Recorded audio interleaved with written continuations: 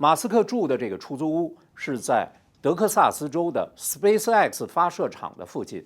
马斯克是在2020年宣布他要出售他所有的房产，成为一个无房人士。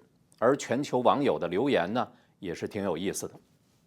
有人就说，当世界上最富有的人竟然没有比我拥有更大的厨房时呢，让我感到不安。另外呢，有一位这个华人呢留言说，世界首富住这儿也太清贫了吧。此外，我有发现啊，我现在家里用的这个冰箱和全球首富用的这个，从颜色到款式居然是一模一样。